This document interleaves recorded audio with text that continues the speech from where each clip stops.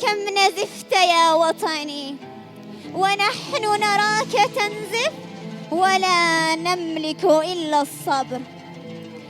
غدا فيك الغريب سيدا، وأضحى ابنك غريبا في موطنه، ولكننا لن ننساك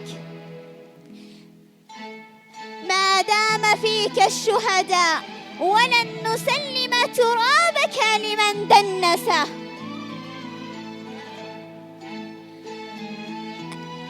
رغم كل الخوف وكل الخراب سنظل نقول هذا وطني.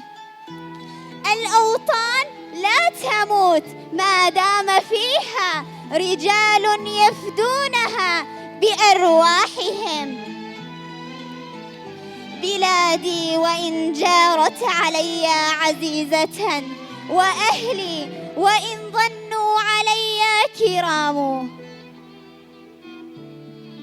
ويا شهداءنا ما غبتم فأنتم أحياء في ذاكرة الوطن.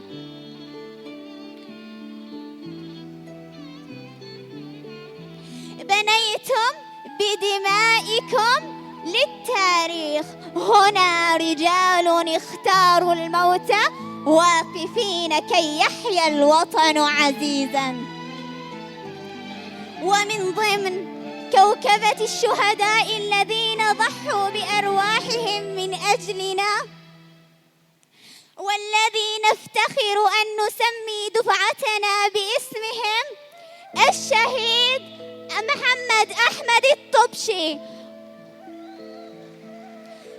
نتقدم إليه بكافة الشكر لروحه الطاهرة ولأهله الكرام.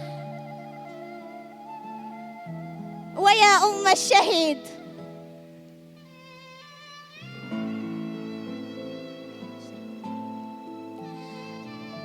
ويا أم الشهيد، أنت لم تلدي جنديا فحسب، بل ولدت رجلا بذل روحه للوطن. دعيني أقبل جبينك، فهو وسام على رؤوس الجميع.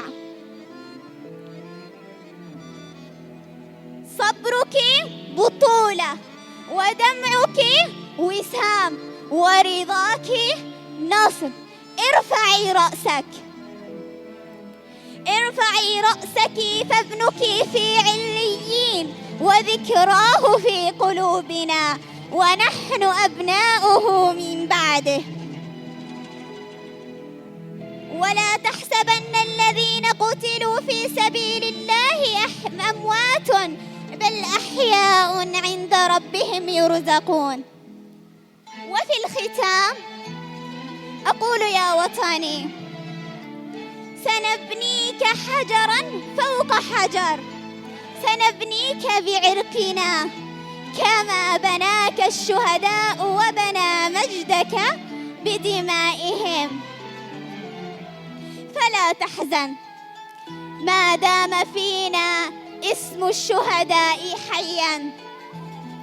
هذا وطن الشهداء، فليحيا الوطن، فليحيا الوطن، فليحيا الوطن، فليحيا الوطن، فليحيا الوطن.